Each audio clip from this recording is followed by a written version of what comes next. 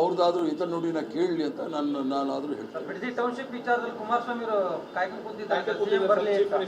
ಈಗ ಮುಖ್ಯಮಂತ್ರಿಗಳು ಚರ್ಚೆ ಮಾಡಬೇಕು ಅನ್ನೋದಿದ್ರೆ ಪ್ರಜಾಪ್ರಭುತ್ವದ ಪವಿತ್ರವಾದ ಮಂದಿರ ವಿಧಾನಸೌಧ ಅಸೆಂಬ್ಲಿ ಅಲ್ಲಿ ಬಂದು ಚರ್ಚೆ ಮಾಡಿದ್ರೆ ಚರ್ಚೆ ಮಾಡೋಕ್ಕೆ ಸಿದ್ಧ ಇದ್ದೀವಿ. ಎಲ್ಲೋ ರಸ್ತೆನಲ್ಲಿ ಕೂತ್ಕೊಂಡು ನಾವು ಮುಖ್ಯಮಂತ್ರಿಗಳು ಚರ್ಚೆ ಮಾಡ್ಲಿಕ್ಕಾಗತ್ತಾ?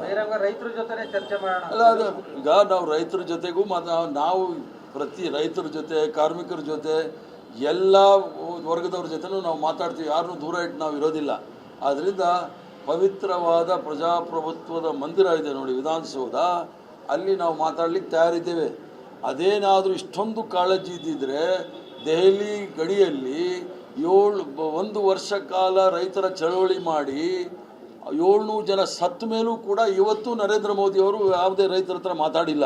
ಆದ್ದರಿಂದ ರೈತರ ಬಗ್ಗೆ ನಾವೇನು ಮೊಸಳೆ ಕಣ್ಣೀರು ಹಾಕೋದಿಲ್ಲ. ರೈತರಿಗೆ ಹಾನಿ ಮಾಡಿರ್ತಕ್ಕಂಥದ್ದು, ರೈತರ ಕೊಲೆ ಮಾಡಿರೋದೇ ಭಾರತೀಯ ಜನತಾ ಪಾರ್ಟಿ NDA ಸರ್ಕಾರ. ಅವ್ರದ್ದಾದ್ರೂ ಹಿತ ನುಡಿನ ಕೇಳಲಿ ಅಂತ ನಾನಾದರೂ ಹೇಳ್ತೀನಿ. ಬಿಡದಿ ಟೌನ್ಶಿಪ್ ವಿಚಾರದಲ್ಲಿ ಕುಮಾರಸ್ವಾಮಿ ಕಾಯ್ಕೊಂಡು ಕೂತಿದ್ದಾರೆ. ಈಗ ಮುಖ್ಯಮಂತ್ರಿಗಳು ಚರ್ಚೆ ಮಾಡಬೇಕು ಅನ್ನೋದಿದ್ರೆ ಪ್ರಜಾಪ್ರಭುತ್ವದ ಪವಿತ್ರವಾದ ಮಂದಿರ ವಿಧಾನಸೌಧ ಅಸೆಂಬ್ಲಿ ಅಲ್ಲಿ ಬಂದು ಚರ್ಚೆ ಮಾಡಿದ್ರೆ ಚರ್ಚೆ ಮಾಡೋಕ್ಕೆ ಸಿದ್ಧ ಇದ್ದೀವಿ. ಎಲ್ಲೋ ರಸ್ತೆನಲ್ಲಿ ಕೂತ್ಕೊಂಡು ನಾವು ಮುಖ್ಯಮಂತ್ರಿಗಳು ಚರ್ಚೆ ಮಾಡ್ಲಿಕ್ಕಾಗತ್ತಾ? ರೈತರ ಜೊತೆ ಚರ್ಚೆ ಮಾಡೋಣ. ಅಲ್ಲ, ಅದು ಈಗ ನಾವು ರೈತರ ಜೊತೆಗೂ ನಾವು ಪ್ರತಿ ರೈತರ ಜೊತೆ, ಕಾರ್ಮಿಕರ ಜೊತೆ, ಎಲ್ಲ ವರ್ಗದವ್ರ ಜೊತೆನೂ ನಾವು ಮಾತಾಡ್ತೀವಿ. ಯಾರನ್ನೂ ದೂರ ಇಟ್ಟು ನಾವು ಇರೋದಿಲ್ಲ. ಆದ್ದರಿಂದ ಪವಿತ್ರವಾದ ಪ್ರಜಾಪ್ರಭುತ್ವದ ಮಂದಿರ ಇದೆ ನೋಡಿ ವಿಧಾನಸೌಧ, ಅಲ್ಲಿ ನಾವು ಮಾತಾಡ್ಲಿಕ್ಕೆ ತಯಾರಿದ್ದೇವೆ. ಅದೇನಾದರೂ ಇಷ್ಟೊಂದು ಕಾಳಜಿ ಇದ್ದಿದ್ರೆ ದೆಹಲಿ ಗಡಿಯಲ್ಲಿ 1 ವರ್ಷ ಕಾಲ ರೈತರ ಚಳವಳಿ ಮಾಡಿ 700 ಜನ ಸತ್ತ ಮೇಲೂ ಕೂಡ ಇವತ್ತು ನರೇಂದ್ರ ಮೋದಿ ಅವರು ಯಾವುದೇ ರೈತರ ಹತ್ರ ಮಾತಾಡಿಲ್ಲ. ಆದ್ದರಿಂದ ರೈತರ ಬಗ್ಗೆ ನಾವೇನು ಮೊಸಳೆ ಕಣ್ಣೀರು ಹಾಕೋದಿಲ್ಲ.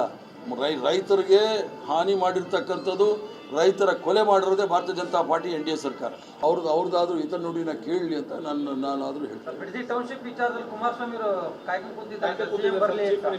ಈಗ ಮುಖ್ಯಮಂತ್ರಿಗಳು ಚರ್ಚೆ ಮಾಡಬೇಕು ಅನ್ನೋದಿದ್ರೆ ಪ್ರಜಾಪ್ರಭುತ್ವದ ಪವಿತ್ರವಾದ ಮಂದಿರ ವಿಧಾನಸೌಧ ಅಸೆಂಬ್ಲಿ ಅಲ್ಲಿ ಬಂದು ಚರ್ಚೆ ಮಾಡಿದ್ರೆ ಚರ್ಚೆ ಮಾಡೋಕ್ಕೆ ಸಿದ್ಧ ಇದ್ದೀವಿ. ಎಲ್ಲೋ ರಸ್ತೆನಲ್ಲಿ ಕೂತ್ಕೊಂಡು ನಾವು ಮುಖ್ಯಮಂತ್ರಿಗಳು ಚರ್ಚೆ ಮಾಡ್ಲಿಕ್ಕಾಗತ್ತಾ? ರೈತರ ಜೊತೆ ಚರ್ಚೆ ಮಾಡೋಣ. ಅಲ್ಲ, ಅದು ಈಗ ನಾವು ರೈತರ ಜೊತೆಗೂ ನಾವು ಪ್ರತಿ ರೈತರ ಜೊತೆ, ಕಾರ್ಮಿಕರ ಜೊತೆ, ಎಲ್ಲ ವರ್ಗದವ್ರ ಜೊತೆನೂ ನಾವು ಮಾತಾಡ್ತೀವಿ. ಯಾರನ್ನೂ ದೂರ ಇಟ್ಟು ನಾವು ಇರೋದಿಲ್ಲ. ಆದ್ದರಿಂದ ಪವಿತ್ರವಾದ ಪ್ರಜಾಪ್ರಭುತ್ವದ ಮಂದಿರ ಇದೆ ನೋಡಿ ವಿಧಾನಸೌಧ, ಅಲ್ಲಿ ನಾವು ಮಾತಾಡ್ಲಿಕ್ಕೆ ತಯಾರಿದ್ದೇವೆ. ಅದೇನಾದರೂ ಇಷ್ಟೊಂದು ಕಾಳಜಿ ಇದ್ದಿದ್ರೆ ದೆಹಲಿ ಗಡಿಯಲ್ಲಿ 1 ವರ್ಷ ಕಾಲ ರೈತರ ಚಳವಳಿ ಮಾಡಿ 700 ಜನ ಸತ್ತ ಮೇಲೂ ಕೂಡ ಇವತ್ತು ನರೇಂದ್ರ ಮೋದಿ ಅವರು ಯಾವುದೇ ರೈತರ ಹತ್ರ ಮಾತಾಡಿಲ್ಲ. ಆದ್ದರಿಂದ ರೈತರ ಬಗ್ಗೆ ನಾವೇನು ಮೊಸಳೆ ಕಣ್ಣು